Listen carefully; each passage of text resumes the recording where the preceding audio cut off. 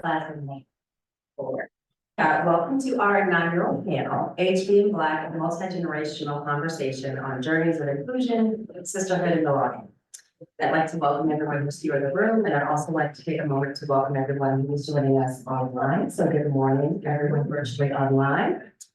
We all know that our motto at HB is to learn not for school, but for life. For many underrepresented students at HB, part of this life education includes learning very early on how to navigate spaces in which we are frequently reminded that we are different. In 1973, Gaynell Farmer and Cheryl Laura White became the first Black graduates at HB. Over the past 51 years, 320 Black students have graduated from Hathaway Brown. In many ways, HB has taught us so much. Our goal this morning is to share what the Black experience at HB has been like for students over the past 5 decades. Our purpose this reunion weekend is to move the dialogue from quiet, closed conversations amongst small groups to an open community conversation. Audre Lorde reminds us that, quote, "It is not our differences that divide us. It is our inability to recognize, accept, and celebrate those differences." So today we will celebrate and name the meaning and impact of being Black at HB. Before I introduce our panelists, I'd like to offer a few disclaimers about today's conversation. So the Black experience at HB was and is not the same for everyone. The 320 women who have journeyed through HB are not a monolith, but rather a collective of diverse and dynamic experience shaped by race and gender, but intersect with other social identities as well. The Black experience at HB is deep and complicated. For some, it is bittersweet, and for others, it was and still is painful. We want to acknowledge and name those complexities. Finally, we will want today's conversation to be a first step on the pathway to truth telling, healing, and ultimately change. So with that, let me introduce our panelists. Dr. Bree Brown Robinson, class of 2007, as a distinguished and clinically sound pharmacy leader focused on moving the practice of pharmacy forward by implementing and supporting diverse and equitable work and care practice spaces. Bree earned her doctorate of pharmacy from the University of Cincinnati and currently works as a home delivery pharmacy manager at Affinity. Louise Hewlett Butler is joining us online. Good morning, Louise. Louise graduated from HB in 1980. She attended the University of Pennsylvania Wharton School for her undergraduate degree and Columbia University for her MBA. Louise has worked in the beauty industry for over 30 years, having started her career at Clairol and going on to work at several beauty companies, including Avon, Black Opal, Stila Cosmetics, Amway, and most recently as a general manager at Parkwood Entertainment, developing Beyonce's beauty brand, and S by Serena, where she led all new product development for Winning Beauty by Serena Williams. I just have to do that. They're in the chat shouting out the class of 2000. Louise is president of LHB Partners LLC consultancy that targets work in the beauty and wellness categories. Louise has been married to George A. Butler III for 25 years, and they reside in Hawkinson, Delaware. They are the proud parents of 2 daughters, Leslie, a Howard University graduate who works in the film industry in New York City, and Lydia, who just graduated from Johnson & Wales University in Providence, Rhode Island, and will begin a postbaccalaureate program in the fall in preparation for medical school. And let's not forget, she's also the godmom to Nicole Angela Davis Butler. That's right. Better known as Nikki. Louise is a Black member of Alpha Kappa Alpha Sorority Incorporated, an associate member of Jack and Jill of America, member of the National Black and Beauty Association, American Marketing Association, and served on HB's head council. Sloan Cargill graduated from HB in 2011 and is currently director of annual giving at Howard University in Washington, D.C. After graduating from HB, Sloan attended Colby College, earning a degree in sociology with a minor in women's gender and sexuality studies. As a dedicated fundraising professional, Sloan has worked in several key development roles since completing her undergraduate degree. Sloan is an active member of HB's Alumni Council. I'm Jeffrey, graduated from HB in 1994. I'm a sociologist, scholar, and I work in the DEI field. I earned my PhD in sociology Why am I reading my own Bible? I went to PhD in sociology with a concentration in women's studies and gender research from the University of Florida. I've worked in the DEI field as a sociologist, as researcher and scholar for over 25 years. I'm a member of Alumnae Sorority Incorporated, member of HB's Alumni Council, Heads Council, and I've worked to co-lead efforts to reconvene a newly organized HB's Black Alumni Affinity Group.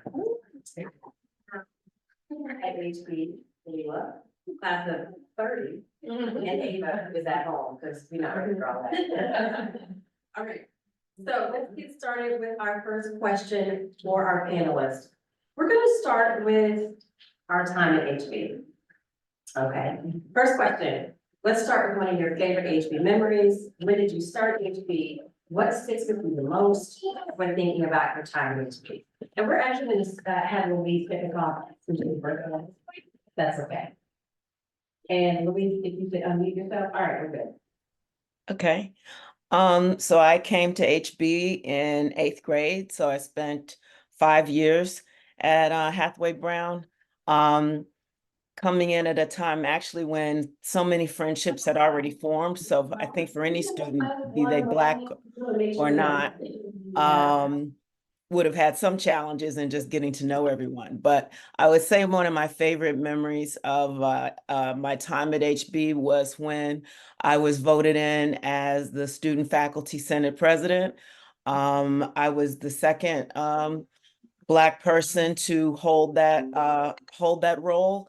And that's maybe a sad statement considering it was 1979, but it was a pleasure to be able to lead the Senate and to have a lot of interaction with the faculty and the administration. Great, Sloan. So I'm going to be completely honest. I am nervous, not because I have a problem speaking in front of people. HB has a very interesting place in my history and my life, so it is very strange to be back here in this capacity. But I am an '07 graduate of HB. I started Hathaway Brown in 8th grade. My best friend, who was online, became my best friend because she was looking for someone else and jumped on my back my first day visiting in the atrium. Shout out to Whitney. Thank you. Love you. Yeah, so that's a memory for sure. She was looking for another student, Jasmine, who actually also graduated. We don't look anything alike. I'm telling you. Which is the whole thing. But one of my best memories of HB would be spending time in Miss Nichols' office. It's not a space that exists anymore, but it was the place where I felt most at home in an environment where I could tell that it was not inherently made for me. So. Miss Nicholson was really a great place in our time there. So I started HB in 5th grade, so it was HB from 5th grade through 12th grade. And I also, it's interesting to be back here and be back at the Hab. So many fond memories. I can't say, is there one moment like this is it shines the biggest for me? But I definitely think especially once getting into high school and my best friends started in 9th grade, and that's when we kind of went from 6 Black girls to 14 overnight, and that was like huge. And the friendships, yeah, there was a lot of us that from 07 to 2011, it was like we were able to like have a full table of just the girls in our class. But that was like such a big part of my experience of when my girls came and, having those friendships and bonds and that piece of sisterhood within a space that is, for all intents and purposes, build up sisterhood to actually find that. Really made a difference. I remember, I think after sophomore year, we did a trip to Atlanta to go see all the HBCUs in Atlanta. And we like took the bus down 14 hours and it was just incredible because like all of us girls, I think we actually had girls from Laurel, who were there and yeah. It was like such a bonding experience. So I think actually I might say that was one of my favorite memories, that trip. All right, I'll chime in. I started at HB in ninth grade. I came to HB from Cleveland Public Schools. And I think overall, that was the piece that was probably, that was probably laid or mapped onto all of my memories at HB. I remember at the end of ninth grade, we had an award ceremony. And I was a Leach Scholar. They don't have the Leach Scholarship program anymore, but Leach Scholars received 4-year merit-based full rides to HB. And so while I was very excited to be a Leach Scholar, I was also very embarrassed by that. Because I didn't want people to know that my parents weren't paying for HB, right? They couldn't pay for HB. As I think about it now, I mean, that's a flex, right? That's a flex. But at the end of the year awards banquet, they, announced, this is the Lead Scholar for this year, and this year's Lead Scholar was Jeff Rainwater. And I remember standing up and feeling so embarrassed, right?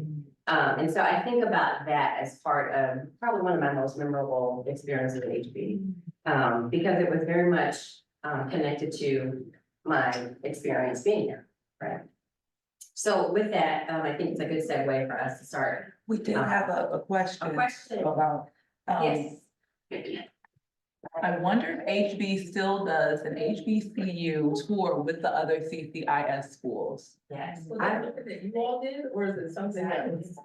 I don't know, and I feel like it happened like out of the blue. I also will say, so our freshman year was when the gymnastics happened, and freshman year, I think that was maybe one of the first times where there was a march in Cleveland, and I don't know how it happened. I would probably give some credit to probably give a lot of credit to Miss Nichols for allowing it, where we were able to leave school. They got buses, so like the HB folks, US and Laurel, we were all taken together and we were able to go to that march.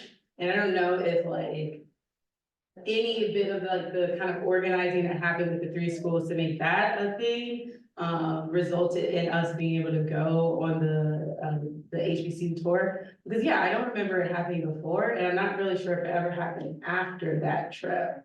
And I do feel like those initiatives were spearheaded by Ms. Nichols. Anyone that was at HB, are you aware of any the college processes that are HBCUs or any historically Black colleges or universities highlighted or anything like that In the process? in the process? I do know that we have 1, if not 2 graduates this year going to agency.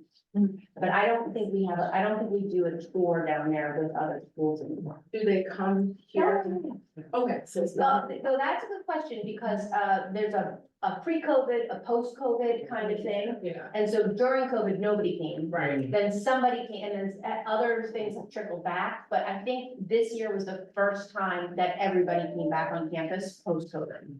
I think we would really love to see that, because that was really impactful to go, and whereas I did end up going to the HBCU and now I work at a HBCU, one of my best friends ended up going to a HBCU and seeing that experience, and there is power to it. We do need to have our HBCUs coming to HB and having our students really see it as a truly a place of choice, and should be a first choice for a lot of students. But we, our college counseling is really great. And the power of college counseling actively, encouraging girls to look at HBCUs. I was actively discouraged.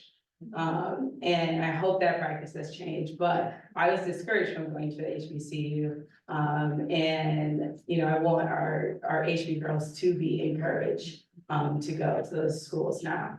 I would say, I'm sorry. We're getting back on track. Yeah. Yeah, we will make sure we take questions at the end, just to make sure that we stay on task with all of our questions, because we've organized the thing. And we are. All right, so let's segue back into, moving back into our time at HB, although that was very relevant and pertinent. So thank you for that. How did your identity as a Black student shape your HB experience? We're going to kick this back over to Louise. And how impactful was your race, gender, and perhaps other social identities in shaping your HB experience?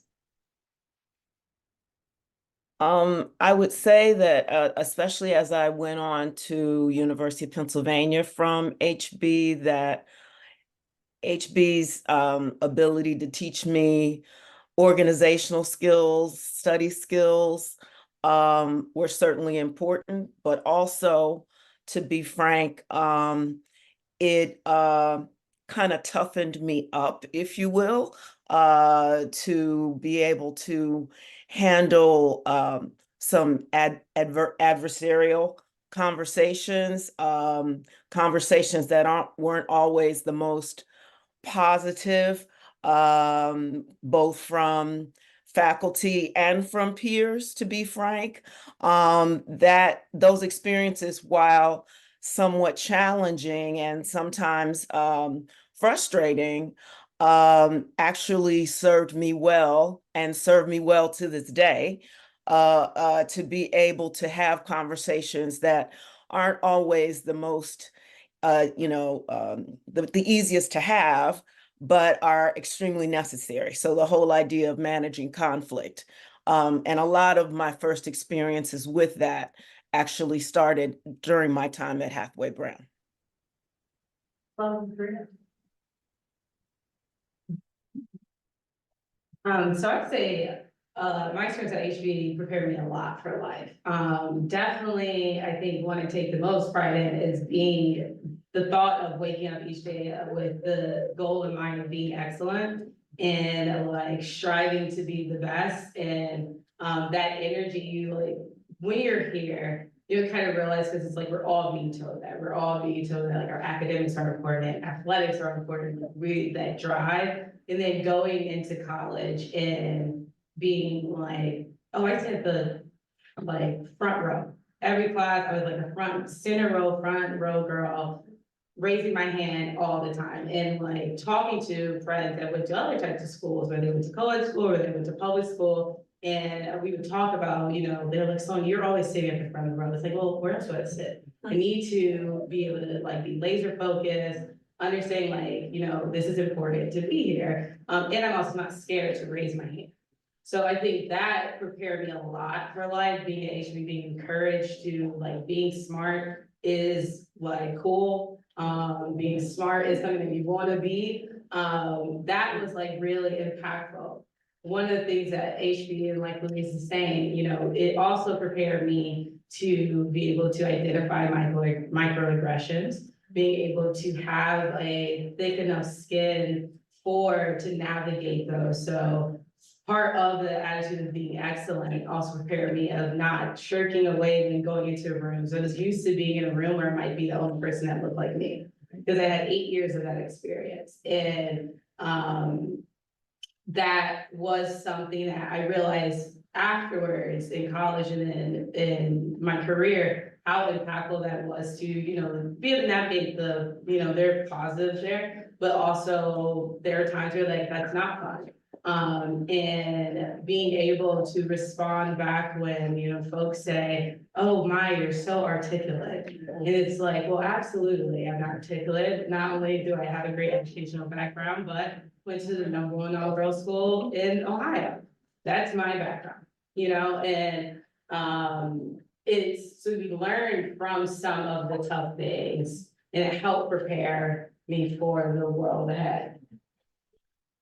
I think HB prepared me for the real world in that I was an HB girl going into the real world. It is what it is. I remember going to school, like front row. I will say undergrad, I didn't study much. It didn't take a lot. Like I was like, oh, I know how to retain this. I was taught active listening skill. I was taught study skills. I understood what I was looking for when the teacher said something or when the professor said something. I understood what they were getting at, and I was able to like that. It didn't really get hard until I was in school. I was like, wait, I gotta study. whew, I gotta go to the library. That was a thing, and so it really did prepare me in that, way. But I will also say it prepared me in that I understood microaggressions, I understood what was being said when it wasn't being said. I understood disrespect and its intent, even when it wasn't spoken out loud. I understood the purposeful mispronunciation of my name, the purposeful, like, missteps when it came to addressing me by my professional titles. I understood it, I heard it, and I knew how to navigate myself because it wasn't new. We talk about it, I'm sure we'll talk about it more, but I understood white woman tears. And I understood they were the things that wars are fought over. I understood it was a pleasure that I did not have. But I also understood how to navigate it because I was there when they learned how to do it. And so as much as you have that privilege, or they would walk in the room and have that privilege to cry to HR, because I knew where it was coming from, I also understood I didn't have that privilege, but I knew how to handle it. Right. I knew how to call it out when I saw it, but also not be seen as an aggressor. And so that was something. I think for me as a sociologist, I have always been interested in us, right? Meaning the experiences of women of color, the experiences of folks of color, people from marginalized representations. And I think being an HB made me very curious about, like, what is it about this experience and why are people having the experience that they are, that it really prompted me. I was also a front row person too. I still am to this day. I mean, look for me in the. I'm even familiar with that. Right. Right. And I'm gonna have questions, so I'm gonna. Yeah. When I read Let's see, see, let's see when I'm walking. Right, I don't see an agenda, I'm just looking for the agenda, right, like, exactly, so I think HB taught us that. I think for me, HB also sort of activated my, like, sociological imagination and my curiosity, to really want to be a change agent, to really want to sort of question the status quo and problematize things and be critical about that. I also, of course, picked up, you cannot be a part of this experience without, you know, the experiences that you all talked about related to microaggressions or any type of othering. And, you know, we understand that it's not just students of color who experience that. There are all different kinds of othering that take place in all kinds of spaces, right? So I think that was definitely, you know, formative as part of my HB experience. We were talking a little bit about career, so let's just segue into that too. And Louise, we'll go back over to you around career, if you have an opportunity to talk about how your HB schooling impacted your career experience. Also, we do want to know how you got that Beyonce and stuff. Let's just jump into that one. Well, to be honest with you, the Beyonce situation fell in my lap. I know that sounds crazy, but the general manager of Beyonce's organization at the time is a very good friend of mine. We went to Columbia together, and it was after B had been approached by several beauty companies, and she was insulted because they underestimated her strategic thinking and business acumen. She's an extremely intelligent person, and all they really wanted was a pretty face at the table. They didn't really want her at the decision-making table. So she decided she wanted to do something on her own. And so serendipitously, I was given an opportunity to pitch to her, and she liked where I was coming from strategically. So I was able to start working with her. So it was an amazing experience until she started working on Renaissance, which she did create, I have to say, because I saw it in 3 days. She literally wrote and recorded all of that in 3 days. I do not know how that was possible, but everything that was not about music, she turned over to her mother, Miss Tina. And if any of you follow her, her mother's an interesting person. And so we ended up parting ways because Miss Tina wanted to go into a different direction. But that was my Beyonce experience. My experience in beauty is, to be honest with you, is very funny because it is full of women. Some nice women, some not so nice women. And so in so many similar ways, my professional career has mirrored the experiences that I had at HB. And so the HB experiences have been put to very good use because dealing with women, knowing where they're coming from, knowing sometimes their agendas, hate to say it that way, that's familiar territory for me. And so I would say that my HB experience has been very useful and has helped me in the whole navigation in my professional career.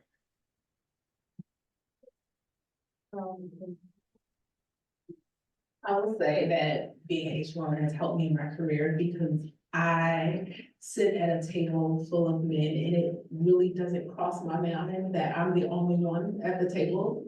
I pull up a seat the same way and let's start having a conversation. If we're here to talk about healthcare, let's talk about healthcare. I'm gonna tell you X, Y, and Z, and there's no intimidation.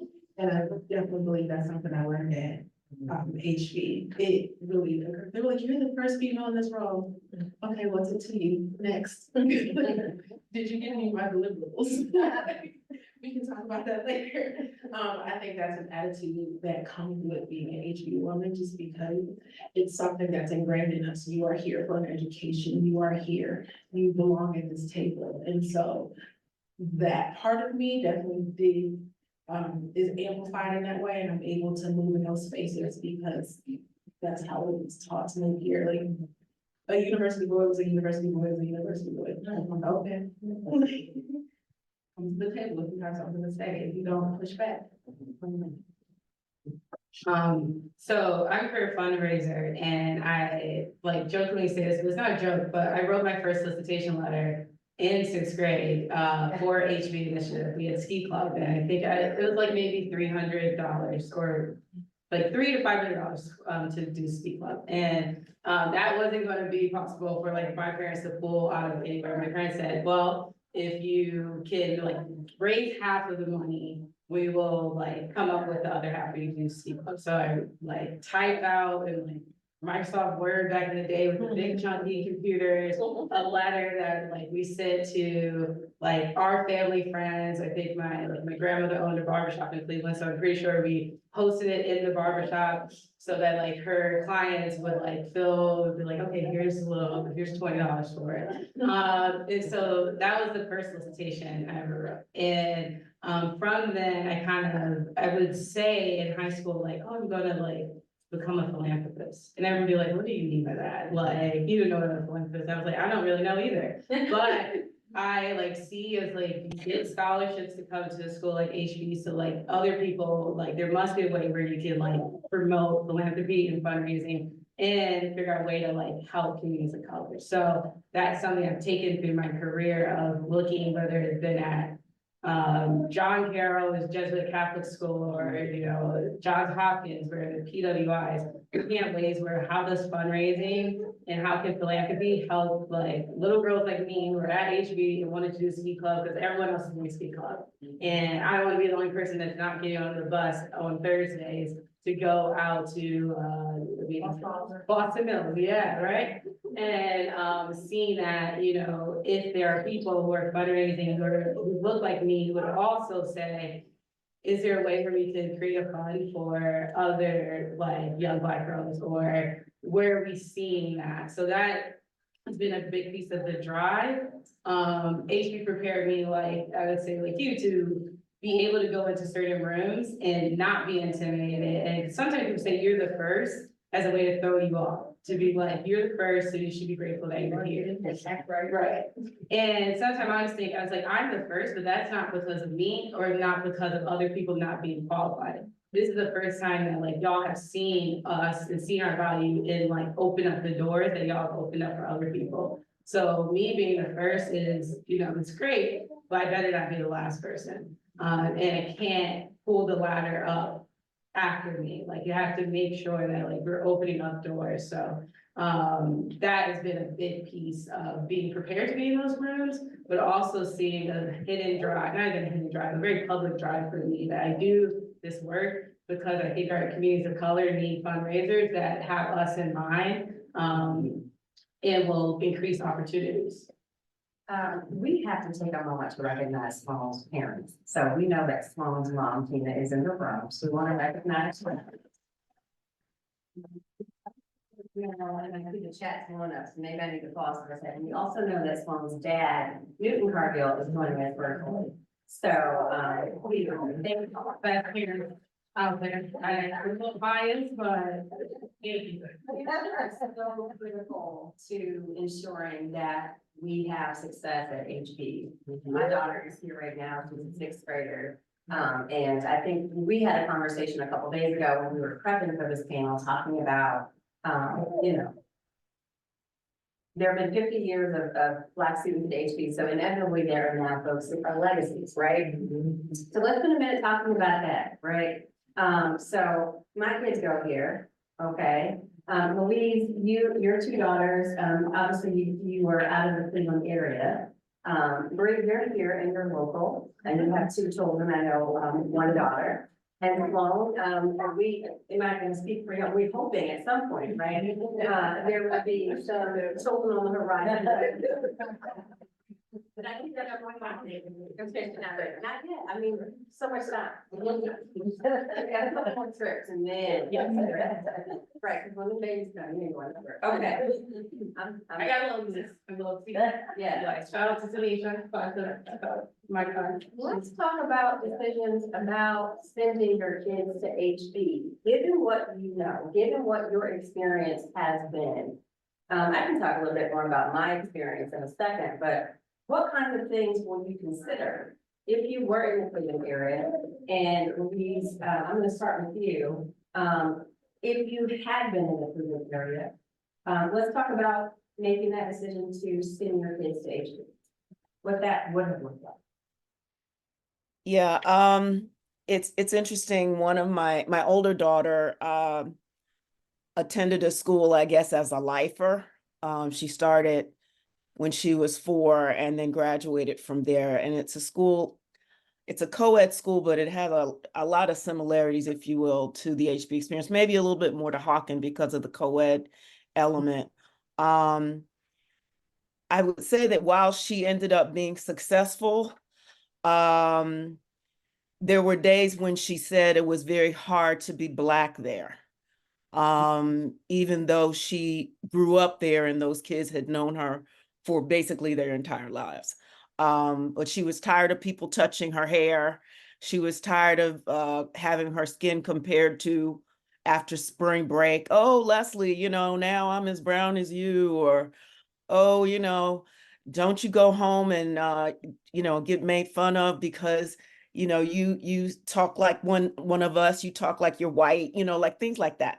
And so I would say that maybe I would send my children to HB, but probably more at the time that I joined HB, which it was around 7th or 8th grade, as opposed to when they were younger. I think in our preparatory panel, my dear colleague at the table had mentioned, you know, making sure that her daughter had enough ammunition. I'm using the wrong words, but having enough armor, if you will, to be able to kind of fight against the fiery darts, if you will, so that she could be more successful and have her own words and her own confidence. So kind of a long answer, but I would say probably yes, because I learned so much from HB and it was a positive experience overall.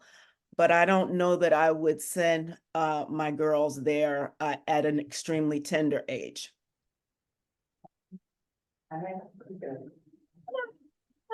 So I'm going with a kid. Addison is 8 years old now, so she's getting ready to go into the 3rd grade. And I considered it. I came back to Cleveland, got married. Addison would be at HB. She would have the privilege of having a mom that was at HB to understand the dynamics there. What has been I'm taking very serious is the need to prepare my daughter for life. That being said, there are experiences that I had as a child here that I don't want her to have. I want her to have a Hathaway Brown education, but I refuse to send my child into a situation where she has to fight as a child. And so as her parent, it is my decision to make sure that I have had the chance to tell her that she is beautiful and let her know that her hair is beautiful, her skin is beautiful. So let her know these things, that she is articulate, not because she is brown and she has been given this opportunity to go to the school, but you are articulate because you are absolutely Elaine Robinson. You are the daughter of a doctor, an architect, and a police officer. Like, this is who you are. Hathaway Brown did not make you these things. You are inherently these things. And Hathaway Brown is blessed to have you, not the other way around. And because that is something that I had to fight as a child, I refuse to make my daughter fight that. Yeah. And until I can instill that in her and be absolutely sure that it is there, I can't in good faith, do that. It was necessary for me in a different way.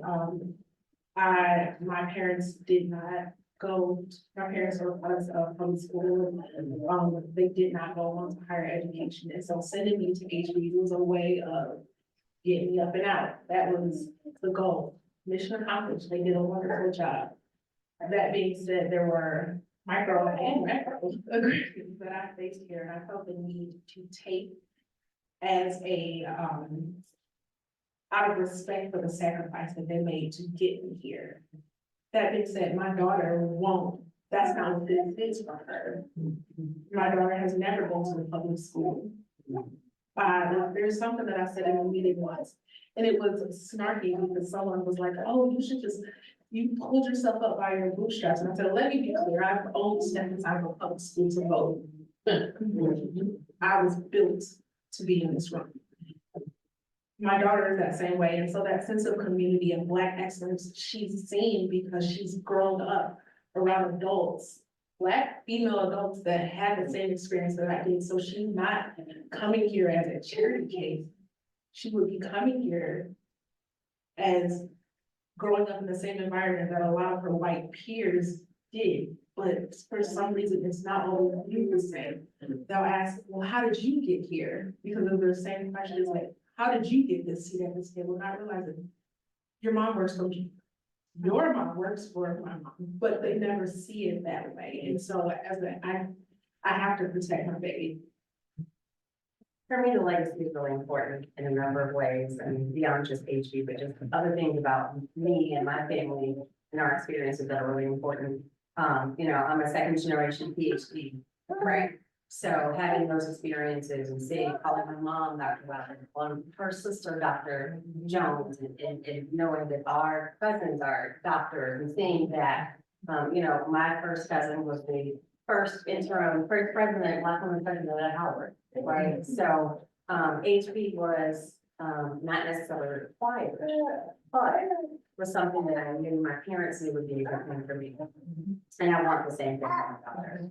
And I don't want to speak for her, I'm not going to put her on the spot, but I can say that after she's finishing her 4th year, and it hasn't always been fantastic, right? But we're still here. And I think that's an important piece of that as well. Okay. But I'm sorry, real quick. Yeah. But I did see Black excellence at HB in a way that I know I wouldn't have been able to see otherwise. So Ashley Mackel, I don't know. Ashley Mackel is here. You know, that's very So Ashley was a big kid when she was one of the big girls when I came to HB. And seeing her and seeing her mother. Yes. Was beautiful to me. It wasn't something that I grew up seeing like in my environment. And so seeing her mom is fun because I'm relatively tall. So seeing her mom come in with her heels, and so it was my first introduction to Greek letter organizations. There's Black Greek letter organizations. And then also having the HB education and going on to HBCUs and seeing Black excellence in a way that I had never seen it before. And now in my professional role and seeing her name or seeing the 2-4's name come up in meetings, I know who these people are. I will say HB did afford me an opportunity to see Black excellence in a different way. But my house is down. Hey, Ashley, and also, that's who used to babysit Ashley when she was little. That's the great thing about HB, right, and the generations, right, that full circle.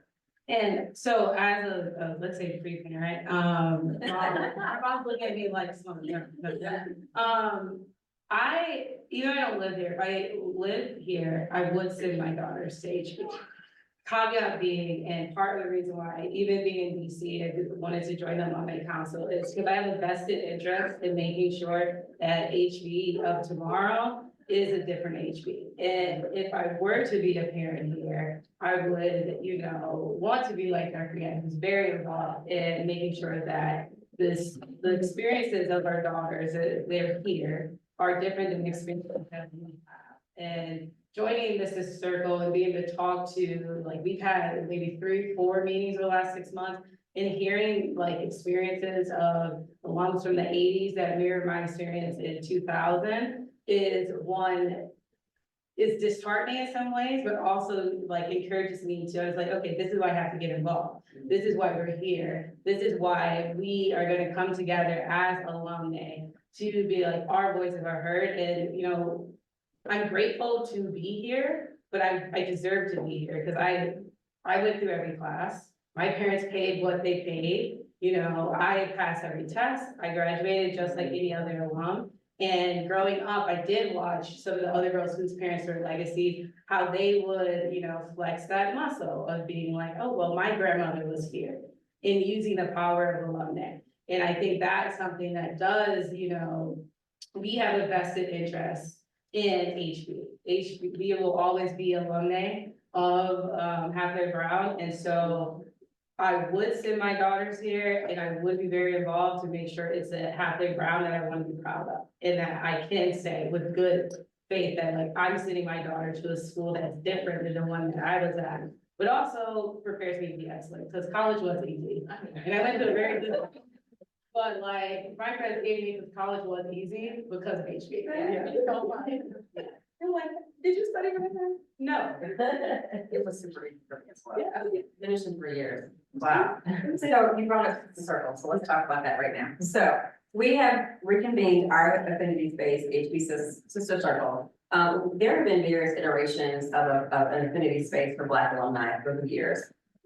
And I've been a part of various iterations. But last fall, we decided to reactivate the group, reconvene the group, and we have had a time. It has been really fun. And I'd like to offer the folks who are in the room to join us, consider joining us. We'd love to have you. So our HB Black Alumni Affinity Group is a space designed for any alumni who identify as Black. The mission of our group is to offer Black alumni pathways for connection, support, and engagement with fellow alumni of color and current HB students who identify as Black. I want to take a moment to shout out our 7 steering committee members. We already shouted out Ashley, but let me shout Ashley out again. Ashley McElvera, Simone Billings, Louise Butler, Dana Capers, Sloan Cargill, Whitney Marie, and Whitney Marie, I'm not gonna pronounce your last name because I don't want to mess it up, but Whitney Marie, and myself. We posted 2 virtual meetups, which we call Sista. We hosted our first one in December and the last one in March, and we've had alumni from the 1980s through today join us to connect. So Sloan, you already talked about this, what the group has meant to you and what surprised you the most. Well, you didn't say what surprised you the most, but what surprised you the most by that reconnection? Oh, what surprised me the most? I think what surprised me the most really is just how cool everyone is. And like, I spend a lot of time with alumni, but it just like sitting on the calls and like hearing what like everyone's been doing, what people are up to, I mean, Louise, hello. But it's just like everyone gets to the call and they like share and it's like, wow, we needed this space to be able to talk about it and have those connections, but also it feels amazing to be able to have a place where we can meet other Black alumni and have conversations where it's just us on this unit. So like, there isn't, and you know, shout out to the HB staff, you all are amazing. But it's actually really great to have like conversations where it's just us on the call. We can talk about fun things, we talk about things we didn't quite like, but then we also like check in. You know, Whitney Marie is a big fan of us like having conversations of just like, well, how are you doing today? And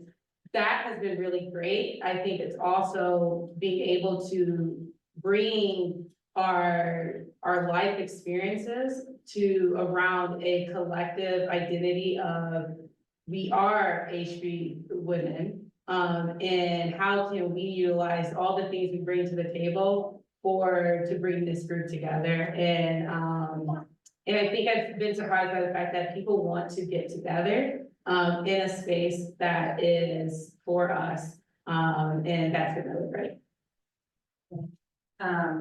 For me, it's been really nice. I think one of the things that struck me the most when we were doing, I don't remember that first connection or Sister one in March, where, you know, I think we had started with an icebreaker around like, what's your favorite HB memory?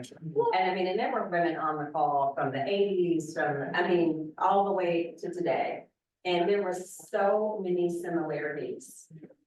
So many things that resonated with folks, that were good, and there were things that it was kind of like, wow, I can't believe this is still the experience. I think, you know, Sonia had said something, I was like, wait, what did you, like, 2011, but that's wow, like, wow, right? And there's no other opportunity or pathway for us to be connected in such a way. So it's been a really, really great experience. It's been really nice. And we have a lot of plans, so let's just say that. Louise.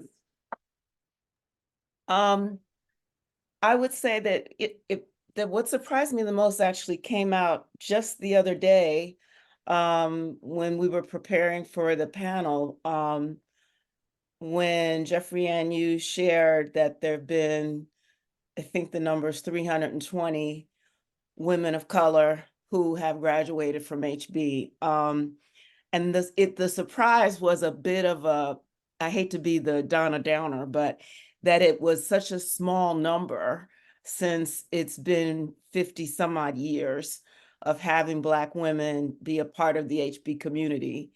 And it struck me as, wow, there is such a reason for this affinity group to not only do the great things that you all just discussed, being able to be there for each other, to be a touch point for each other, to be supportive of each other, but I believe that we have an opportunity to also bring to the forefront opportunities for HB to do an even better job at the inclusivity of its student body, and as well as their faculty and their administration and their board. So it was a surprise and maybe an aha that was a little negative, but I feel like we can channel that into something very positive that we can do for the HB community at large. I would like to give this opportunity for Whitney Marie or Ashley to share out what their experience has been serving as series members on our system circle, because it's really important to hear from you all as well, if you'd like. Well, hello, everyone. I'm Reverend Whitney Marie Ajanatan. That's how you say it. I did not, and I got it. We're good here on that. It's on the neighborhood. Who? Honestly, I was feeling alone, and I wanted some people who understood me, and I didn't have to explain myself. And when this group came about in the newsletter, because sometimes you're like, okay, script, skip, and then it was like, hey, affinity group. I was like, oh. And so I think for me, it was the beauty of not being alone in this journey of being a Black woman who went to HB, who, went, from Cleveland, having a shared story. It's nice to introduce yourself to people, but it's better to when you can just fall into the folds and hugs of people. And that's what it was for me. It was a nice hold. And as Sloan said, I am very much a feeler. So like, how are you breathing? How are you feeling? Brittany will test to that. And so it was nice to get that space and feel that. And so that's why I love it. I'll hop in too quickly. This has been beautiful. I also am a feeler. It's funny, my best friend from high school, Christina, gave me that title, so it's good to be amongst you all.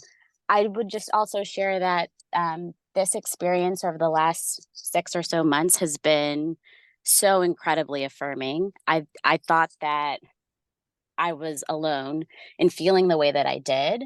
And just to add another perspective to the conversation, I was talking to my parents the other day about how great this space has been. And my mom thought, Ashley, I think you might be the first Black lifer to graduate from Hathaway Brown because I started in the early fours program in the 80s. So that just adds another kind of texture to the experience here. Those of us who started when there was, I was the only Black girl in my preschool class. I, begged my mom and asked her if it would be different by the time I got to kindergarten. And it ended up just being 2 Black girls through the primary school in my class.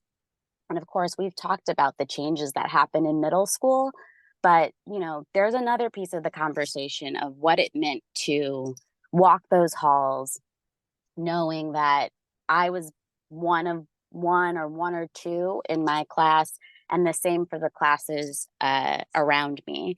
And to what has already been said, my mother is a huge reason of why my self-concept, both as a child and in considering an HBCU, have been transformational in my primary identity as a Black woman. So really glad to be here and to continue on the conversation. And thank you so much to Jeffrey Ann, especially for getting us here today and continuing to galvanize the conversation.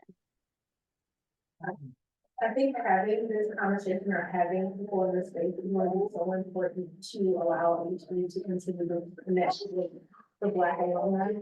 I know that like when this opportunity came up, Whitney called me and she was like, "You're gonna be on the panel." I was like, "No, thank you. I'm not going." And her response was like, "They're safe." And the fact that she knew immediately why my response was, "I'm not doing it." Like, it was something that was like, it means a lot, but because I didn't have to explain to her why it wouldn't be so bad. Which is like, they're safe. She's like, I've talked to them and they feel the same way. It made me feel like I'm not an other with this group of women that have also experienced being an other. And I think that's an interesting thing where I've been back here, I've been a pharmacist for 2 years, and I've been back here every year since I graduated pharmacy. Would you, I never got that. Yeah. Yes, I have a lot of thoughts on this. Yes. I have come back to serve the HB community every year since I graduated pharmacy school. I provided immunizations at top of COVID when we used to get COVID immunization. I did that. And every year I'm called a nurse. And there's nothing wrong with being a nurse, but I'm not. I earned a doctorate. I went to school for it. I sat for the examination. I moved forward. But every year, the nurse is here. And I take it because I want to serve this community, but it's something interesting that it tells me that even being one of you, I'm not enough for me to acknowledge the work that I put in. And it's weird to me because I love this place. But it's so, even as a professional, it wasn't safe for me. Let me say it now, we see you, we love you, and we know you, Dr. Roberts. And we are so glad that you joined us. You can't get rid of us now.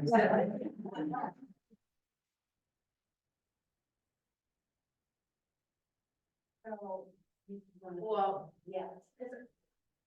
When you told us that when we had our pre-call, I was really taken aback by that. And this is one why I think it's the power of the Sister Circle, because you told the story and we immediately knew that that was true. And so one of the best things about the last 6-7 months is we have conversations where there isn't a gaslighting of, are you sure that's what happened, but they didn't really mean that. That is really impactful. And so when we, you know, for Whitney Marie to say like, this is a safe space, it truly is that, because to be in an environment where, you know, we're sharing stories, we're sharing your experiences, and you're able to share without feeling like someone's going to question if that's real. The flip side of that, when I heard the story, is there is a certain, and I do university advancement, work with alumni, there's a certain due diligence that we as like alumni engagement professionals have when our alums come to our institutions, and it's like horrific for me to think that repeatedly you're coming back to volunteer as an alum, they know that you're coming, and they're still mistitling you. Because there's a certain level of preparation that we do in my field of when I know that alum's coming, I'm writing a briefing. I'm getting all my information. I am making sure that I'm the one greeting them at the front door. And I can't imagine mistitling someone repeatedly. And that's where I feel like why I want to, and why I not only join Sister Circle, but join the steering committee, because I want to have a safe space for us to talk. And I also want to be a part of connecting with the institution to say there is a certain level that we must be better, and to be willing to have those conversations, because I do know what the expectation is of how you're supposed to treat your alums and how you're supposed to be ready, be prepared, make sure that the proper title is on the name tag, make sure that you have information, someone's coming 5, 6, 7 years every year to volunteer and do that engagement for the institution. You make sure that you have their title right, and everyone should know that. So that is where I see is like the action part for me of being on the steering committee, is also being able to say, well, let's also have these conversations. And let's make sure that we can create a safe space for everyone to come in. And then for the steering committee to be able to say, well, let's also have some real conversations with HB and what we want to see moving forward. So we have about 15 minutes left, and I know that people want to ask questions. So with that, I will pose the final question to our panelists. And Sloan, that was an excellent Tia. So we've all been part of the HB community for a long time, various sort of functions and responsibilities. What's your vision for the future of HB in general? And what's your vision for future generations of Black alumni? I'm gonna start with you, Lori's. Vision for the future. Okay. I guess my vision is for HB to become even that much more diverse, to be more aligned to what the population of the United States looks like. So not just about Black people, but, you know, our Asian populations, our Jewish population, you know, across all ethnicities, to have that sense of inclusivity. And the diverse piece, I think, is not just about different cultures, but also diversity of thought, to have that be welcomed, and to know that HB is as safe a space as the space that we're in right now. And so we did talk about vision. That's kind of a big one, but that would be my idea of what HB would be, that I could walk in and I could feel like I'm at home and that I can be myself. And I would love to just be a part of that in any way that I could, because HB does mean a lot to me. And I believe in the tenets of HB very strongly.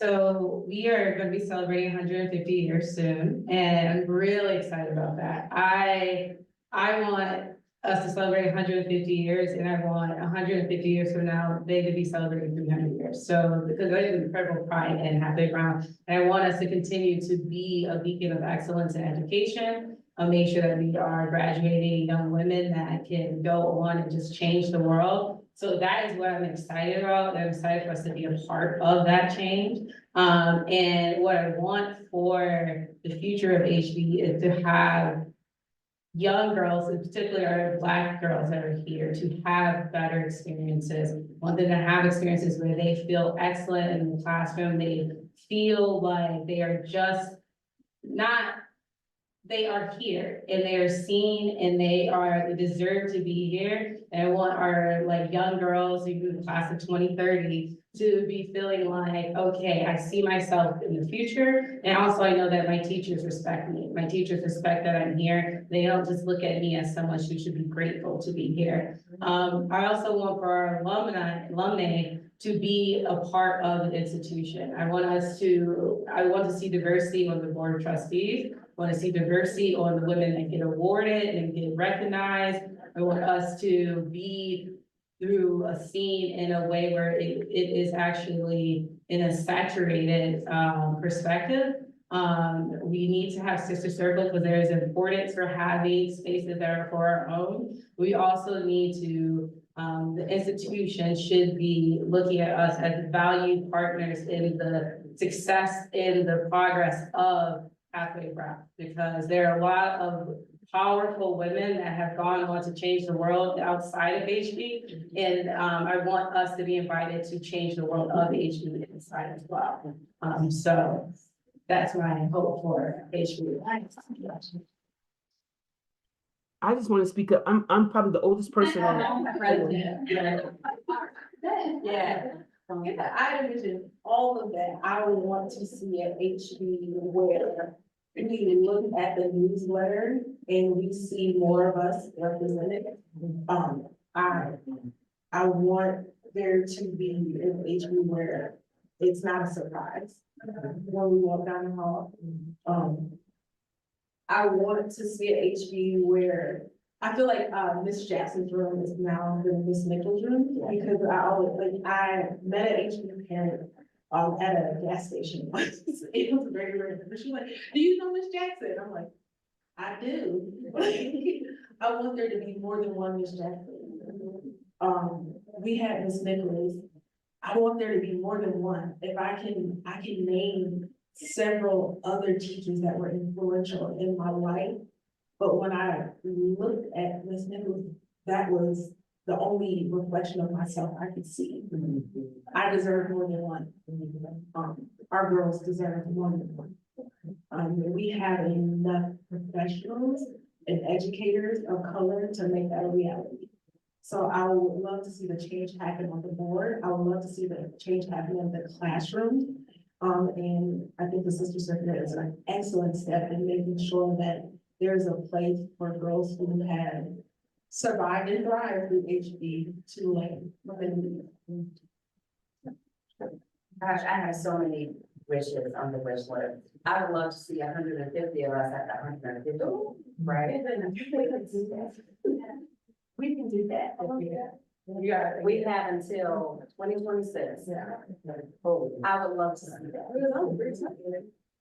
What's that? We love a challenge. Yeah. I'd love for our tours to expand more. I'd love for our experiences to be louder. I don't want any more firsts, right?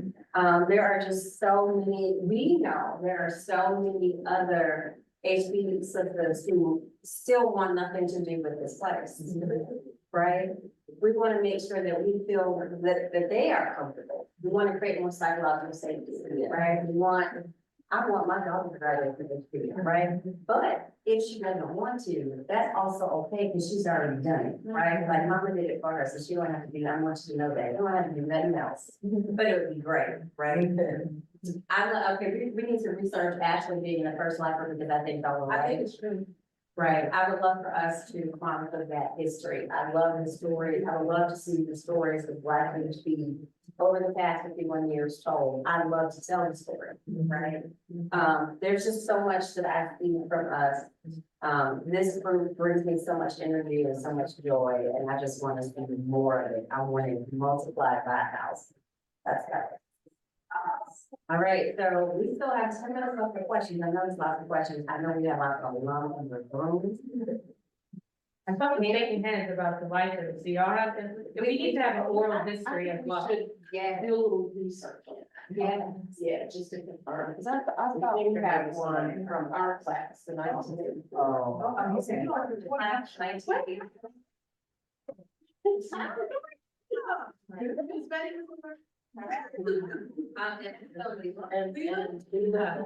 is so fun. You have 40 years. Were you all in Belva DeMartis? Was she 84? No. Oh, okay. There's only a couple of us missing. Yeah. So let me tell you about the age. Okay, so Lauren Harrison was my track coach. She was an HB alum. She graduated, she was like in high school when I was 96. She's 97. Well, okay, she is 97. She's 97. Yeah. She was my track coach. And she connected me with, Leah Ridgway Jackson, who was class of 99. And now Dr. Her sister is Helen, so Kristen, I can't remember, her last name is escaping right now. But they connected us. When I said I wanted to be a pharmacist, Lauren connected me with Belva, who was in pharmacy, and allowed me to shadow her. And so that is how I moved through pharmacy school. Wow. Yeah. And so it was a connection that HB made, but it was the Black HB alum who really pushed me through that process. Thoughts, questions, comments, from folks in the room? Yes. Hi, good morning. My daughter is already looking embarrassed. Anyhow, she's a ninth grader here at HB. With the panel and the sister circle and the alumni, it would be nice to have you all involved with them. I think in her class, there's only 9. Okay. Is that correct?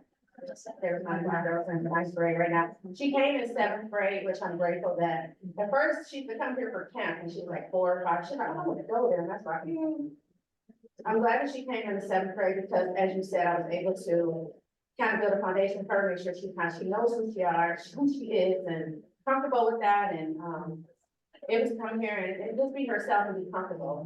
We've been okay, we've been fine and happy with HB. We've had no real issues.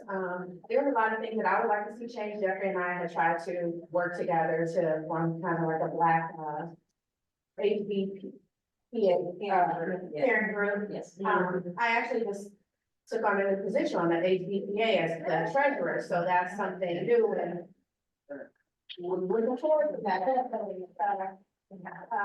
One thing, there's a guy who's on the panel there and he asked parents and no one was volunteering, so I said, I'll do it. I'm glad that I did, and I'm very proud of that. I'm just hoping that I'm making a space for her where she can be comfortable and grow. I always said, HB's lucky to have you. Yeah. I remember volunteering in the brown bag and the lady's like, these girls are so lucky to come here. I said, oh no, your daughter is my daughter. They're lucky to have her. And I always tell her that. You know, you're not here to just walk the halls, you're here to take up space. This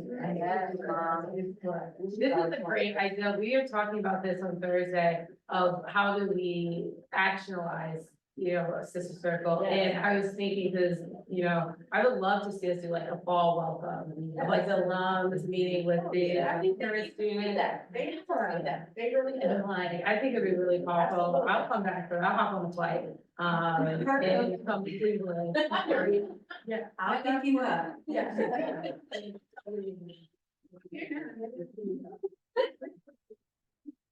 No, I think that's beautiful. I'm so glad that you're here. I still was like, I'm not gonna, because I know you probably go off with your mom. But I'm really glad that you are here. I'm glad to see you involved, Mom. I think there is something beautiful about seeing our parents in this space.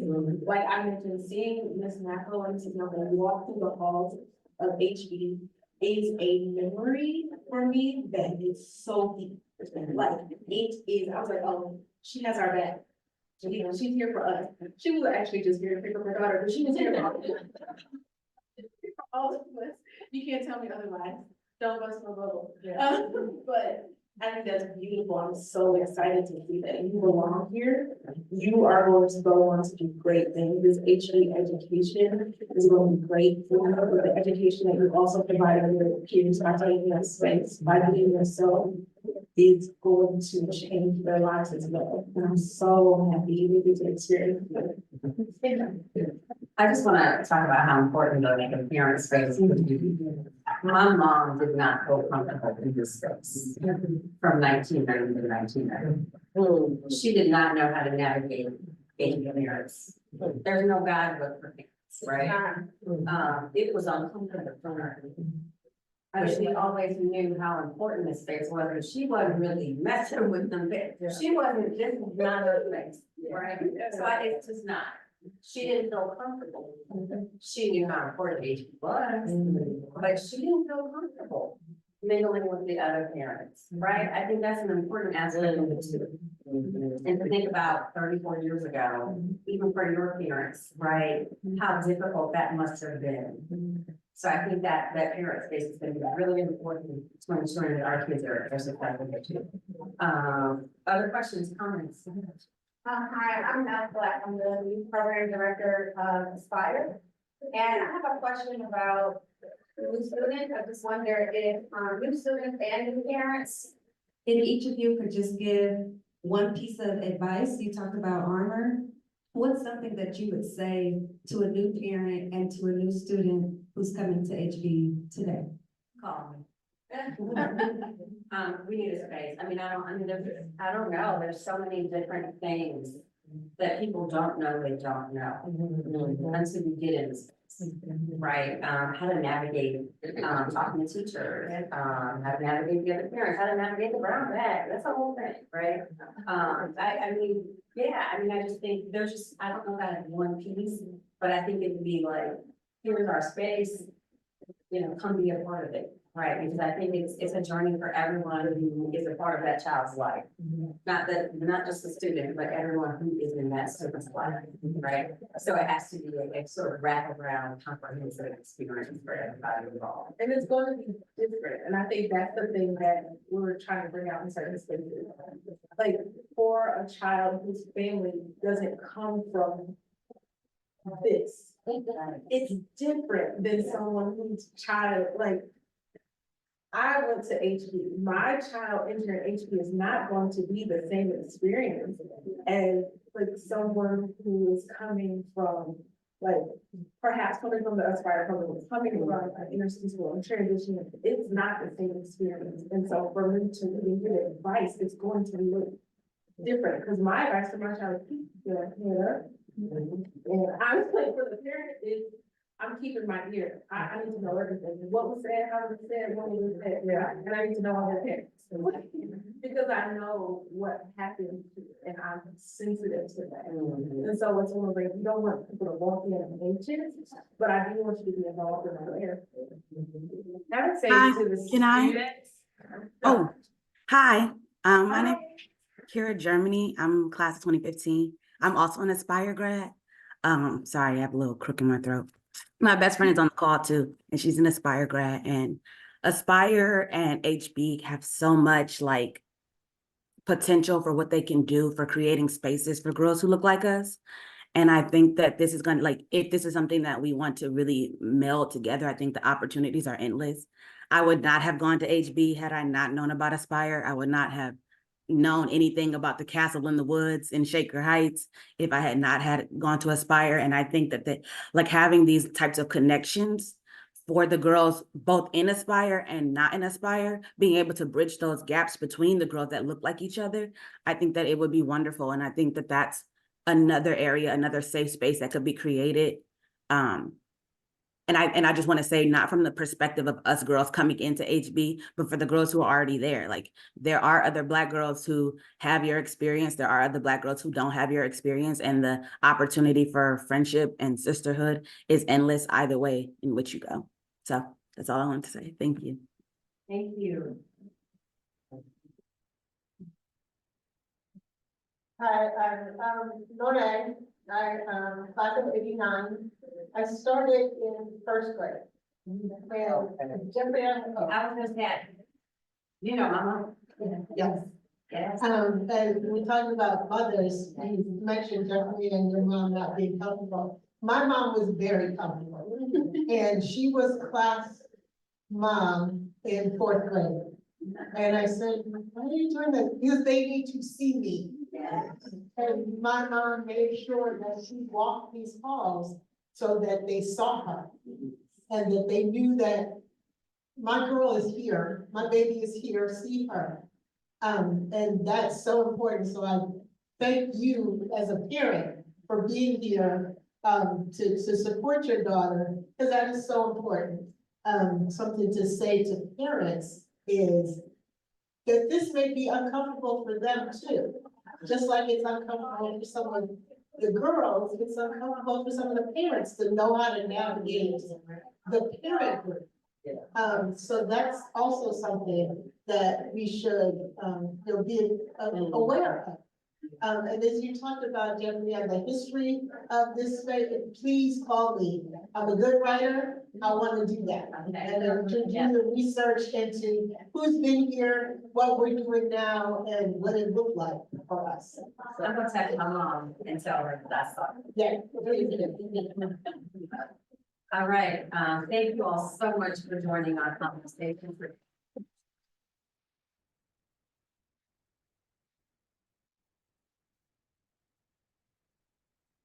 Ready to kick off on the new Saturday. I love it. All right. Come to the next circle. We don't want to. Get there. We're gonna figure out right now. And also at 11:30 is the state of Is that right? So please take a quick break and then let's reconvene in the auditorium. Okay.